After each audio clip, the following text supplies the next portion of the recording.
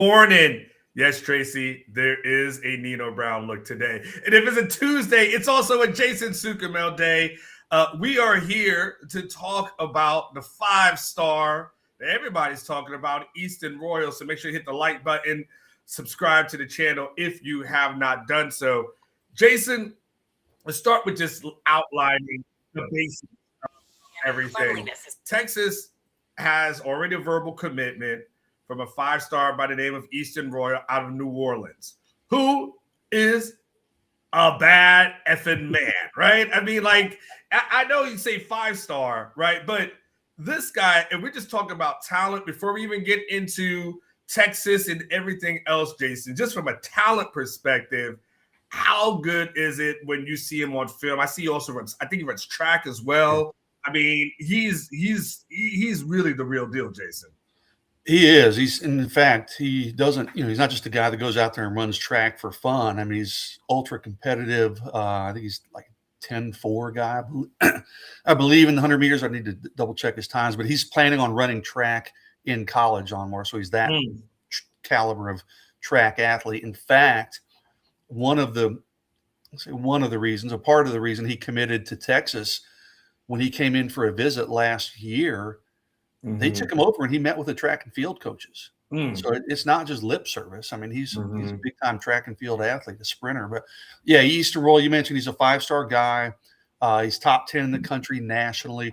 Someone, I think might have been Chad Hastings on the Recruiting Insider show, asked about Decorian Moore in Easton Royal, a comparison. I'm like, well, I've got Decorian on another level. Okay. I mean, Decorian, I've said, hey, in my 25 plus years of doing this, it's been Roy Williams and Decorian Moore. Those two, I'm like, okay, those guys are freaks. Easton Royal is right there nipping at Decorian Moore's heels. He's that good. And they've got kind of similar profiles in their body. Easton's listed at 5'11", 200. Decorian's about the same. They're both pretty well filled out, but they both have sprinter speed. They both have ball skills. They're ultra competitive, just naturally good wide receivers. So how good is Easton Royal?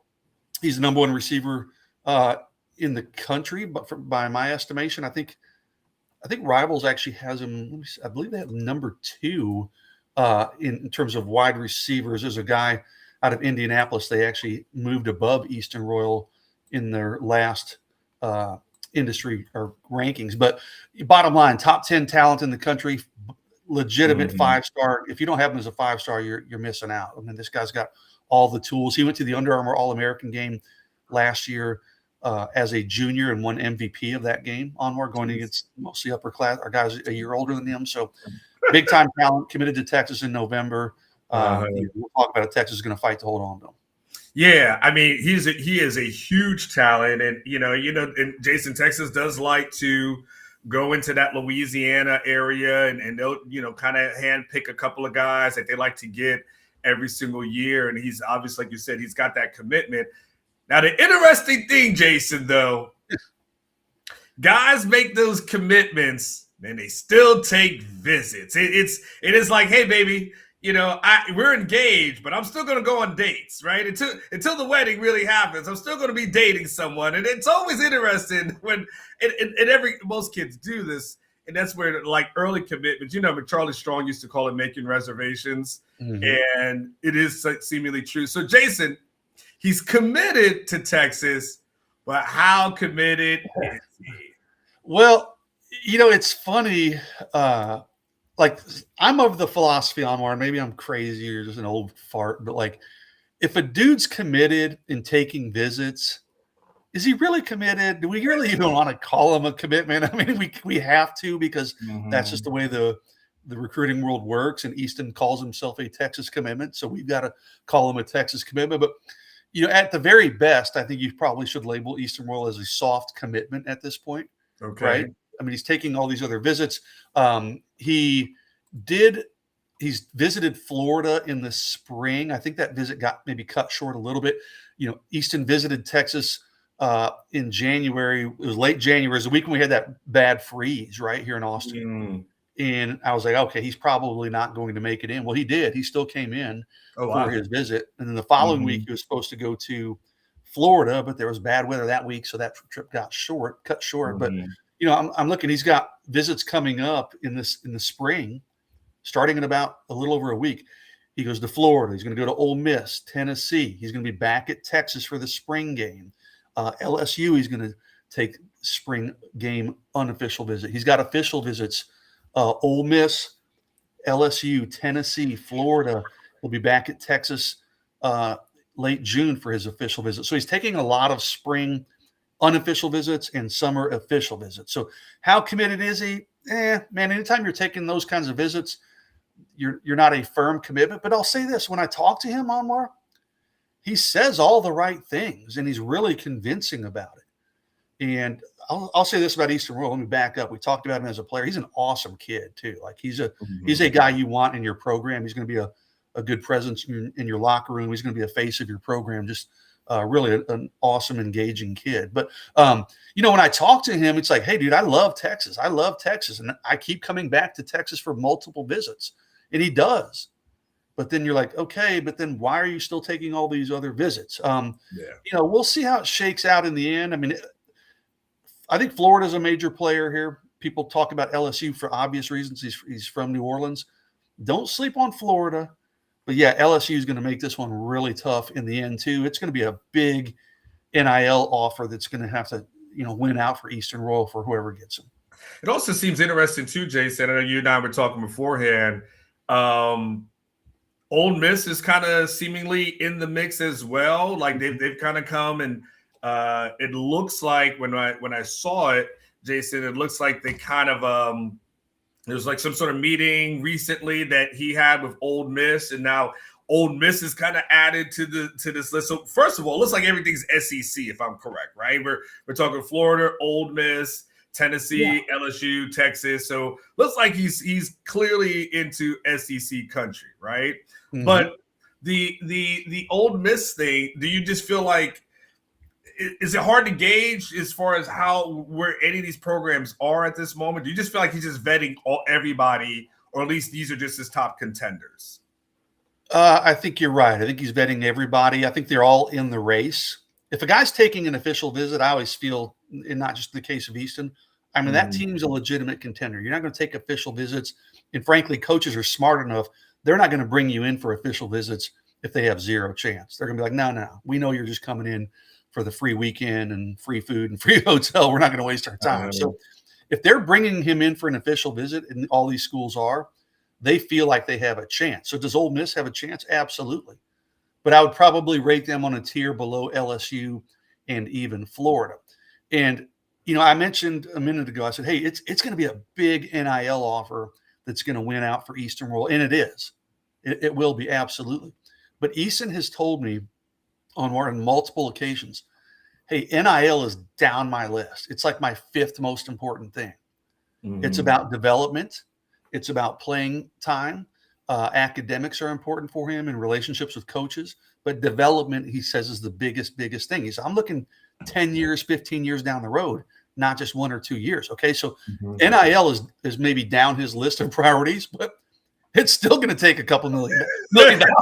Hey, it'll jump up your priority list when you start seeing what the numbers are. All that academic stuff sounds cool, and someone's like 2.5. You're like, well, it'll be up your agent and your mom's priority list and everything. Like, son, you better start thinking about this in a different kind of way. But yeah, exactly. I'd love to have that kind of kind of luxury, right?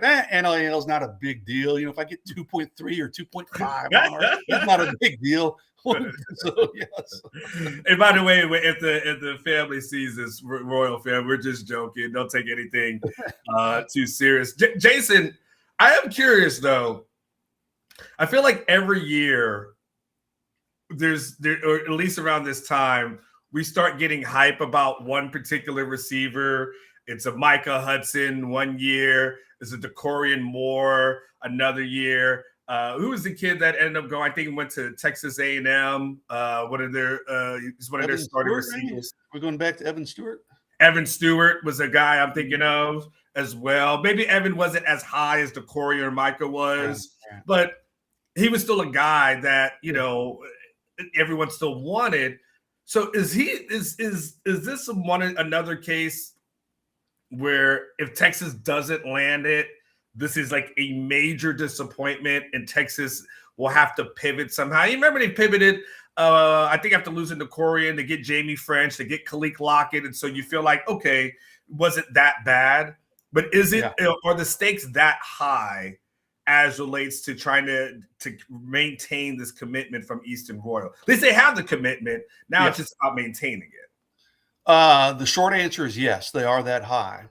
If you don't get Easton Royal, again, man, I mean, he's in the DeCory and Moore stratosphere, and I don't say that lightly. I mean, those are, 2-3 times, or once every 4 or 5 years. In 25 years, I've only said that about 2 other guys.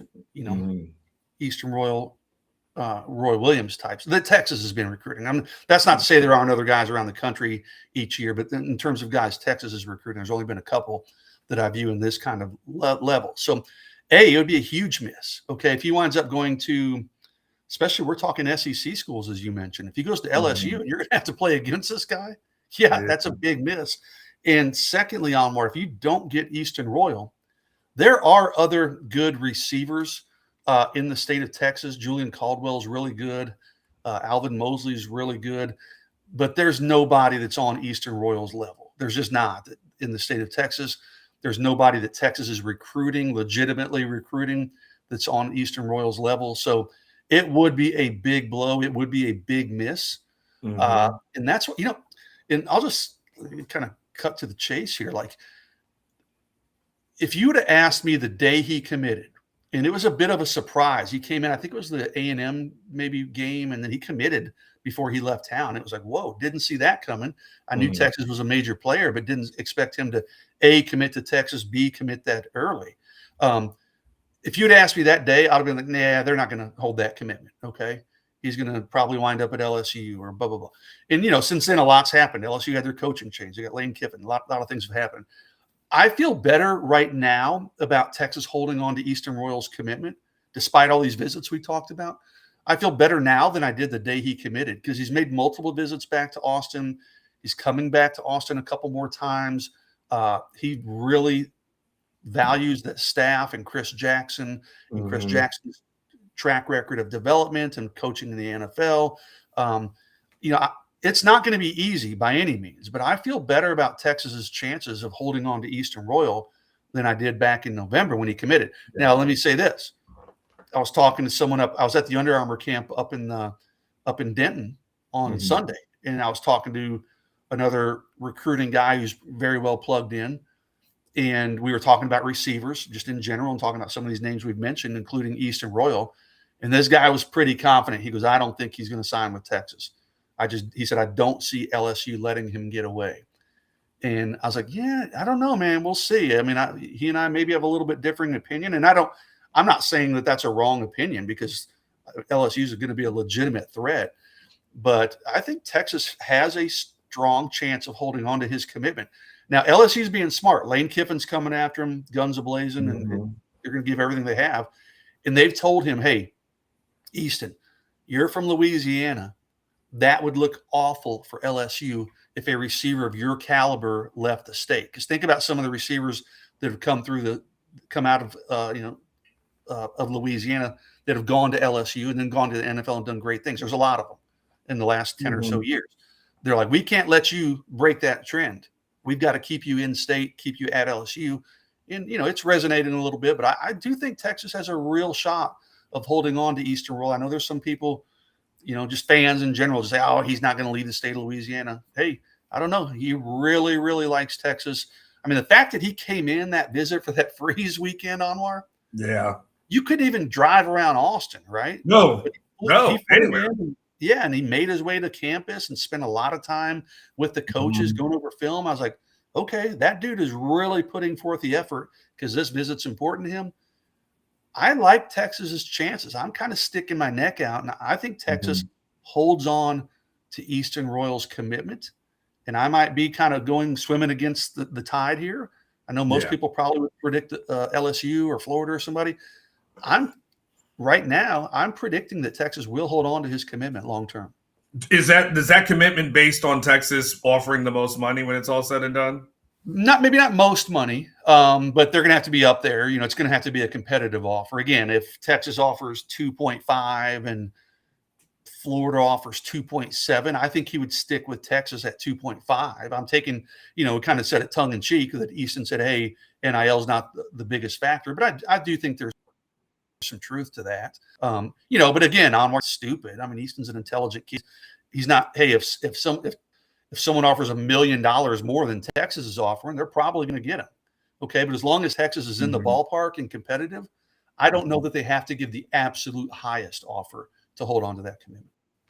So let me ask you this philosophically, Jason. I've heard Ketch say he thinks Easton Royal might be a $3 million guy, $3 million a year. I've heard him say that a few times on the show. Let's say that's what ends up being the number, right? It just in this hypothetical. I know Sark won't do hypotheticals, but we'll do a hypothetical for a second. What is that money well worth spent, Jason? Or if you can take $3 million and get yourself a Cam Coleman out of the portal or somebody, of that. And I don't think Cam Coleman's costing $3 million, by the way. But if you can get something like that, philosophically, what makes sense? And it's not our money, Jason. So I mean, it is what it is, right? I mean, I can say you can spend $1 million on everybody and it'd be fine. What makes sense though in today's era of college football? Man, that's a really good question. And I'll say this, that's up to, obviously Sark and Brandon Harris and everybody else. And you better be on point with when you're going to make these kind of offers and these kind of spends on some, not just Easton Royal. There's going to be other players that Texas will sign that'll command probably, 7 figures to some degree, but you can't miss on those evaluations because that's just a lot of dead weight and a lot of dead money. But here's the deal on Easton. I mean, $3 million, that's so staggering to me. I'm like, okay, is any player worth $3 million? I don't know. But my thinking is this. You can't count on a Cam Coleman to be in the portal every year. I mean, those are rare. I mean, you may have 1 or 2 of those guys each year, and there's no guarantee it's going to be a receiver each year, right? You may have a running back that does it or an offensive line, but is there going to be a receiver every year on Cam Coleman's level in the portal? I don't know. That's pretty risky, I think, playing that game. And the difference is you're getting Cam Coleman for a year. Easton Royal, you're getting him, if things work out, you're getting him for 3 years minimum. If you're paying Easton Royal $3 million or whatever you pay him, honestly, you're counting on him coming in and being a day one contributor. Starter, maybe, but at least contributing, right? In year 1, he's going to be a factor in your program. But then you get him year 2 and year 3. So, those are the guys, again, I mean, I get it. Everybody loves the portal. It's exciting. You can get new shiny toys and you get them for usually 1 year. But Easton Royal is like Colin Simmons and Arch Manning and Anthony Hill. Those are the dudes that you build your program around. And you build championship rosters around. You have them for multiple years. So is he worth $3 million?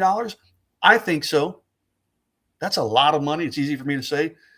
But whoever makes that decision at Texas, you better damn well make sure that if you're going to spend that kind of money on him, he comes in and contributes year 1. Otherwise, that was a missed evaluation and a missed opportunity that could have been spent elsewhere. From a positive perspective, but then, of course, somewhat depressing perspective too, Jason, 2027 will look like, in theory, an open gateway for Easton Royal to come in and play right away, because 2027, Jason, it looks like a rebuild. Like I know we're focusing on 2026, it all chips in on 2026, but when you start looking at the guys that Texas is probably going to lose after this season, well, that's a rebuild. And it's hard to say you're going to go to a portal and replace Arch Manning, Ryan Wingo, Cam Coleman, the running backs who are going to be there, Trevor Gooseby. Like, I can go down the list. I haven't gotten to Colin Simmons yet, right? There's just a list that goes on and on.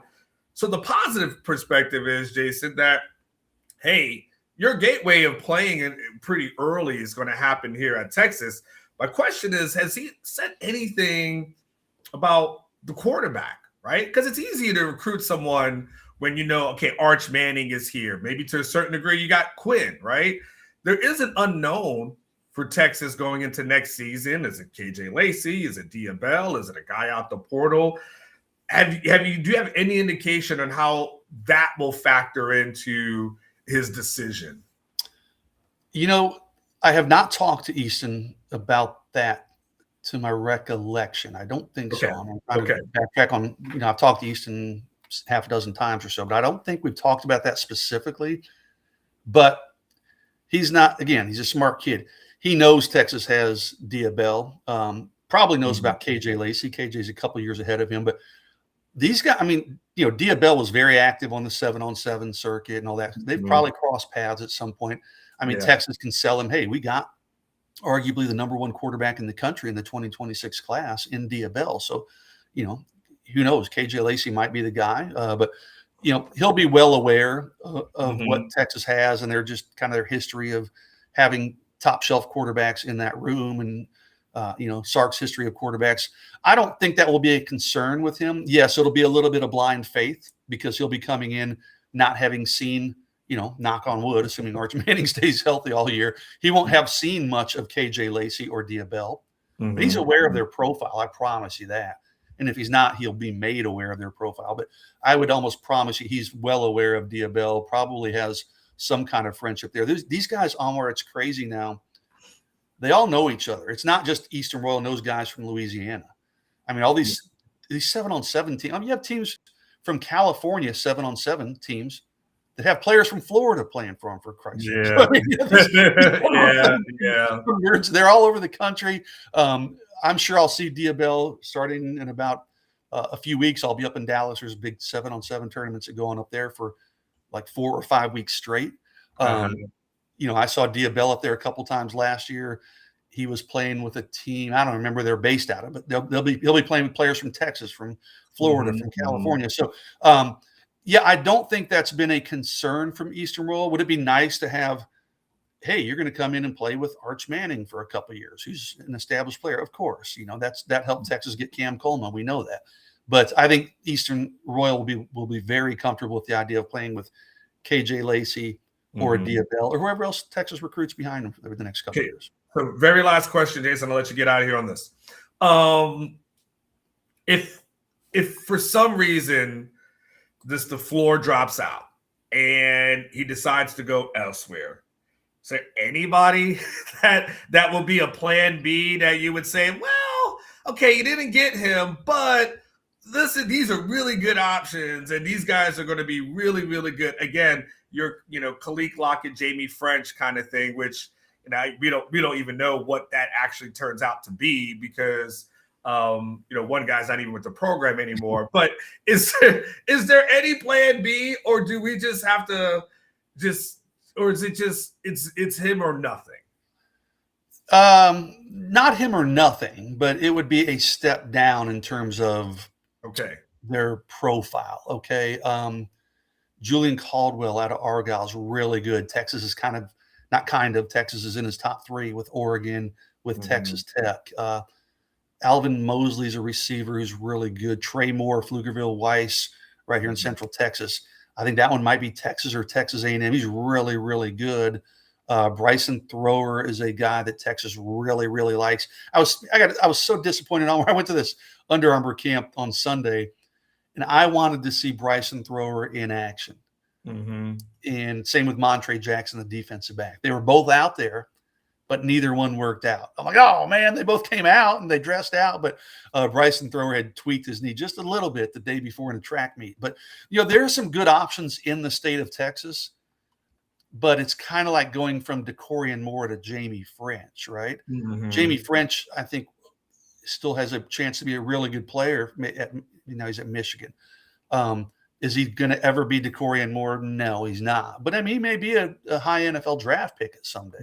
Same with Khalid Lockett. They have that kind of potential. We didn't see much of it last year, but they still have that kind of potential. but they're not Decorian Moore, right? So that's kind of how I feel if you don't get Easton Royal. You've got some really good options in state, and there are some out-of-state guys that Texas is flirting with as well, but they're good. They're good, and they may be guys that are great players in college and go on in the NFL and do great things. But are they on Easton Royal's caliber as far as on paper and their recruiting profile? No, they're not. It's going to be a little bit of a step down if you don't get Easton Royal. All right, Jason, go ahead and take care of that sore throat of yours. I appreciate you hanging in there as long as you did. Yeah, thanks, man. We'll see you soon. All right, Jason. Jason Sukamel, orangebloods.com. Make sure you subscribe to get all the latest news. And yes, let me know for you in the chat, in the comments.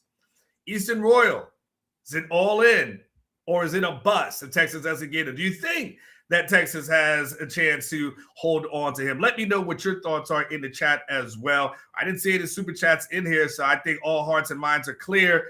Make sure you go out, enjoy your Tuesday. First Tuesday of March. So go out and have a fantastic day. No one always say, live each day like it's your last. One day it will be. So go out, have a fantastic day, enjoy yourself, do something nice for yourself, something special for yourself. You absolutely deserve it. Even if you're just going to be Rodolfo or just hate on somebody. I think Rodolfo likes to do that as well. And I think that brings some great joy. Whatever it is, go out and have a fantastic day. I'll probably be back soon. You guys will see me on the channel. Yeah, everyone take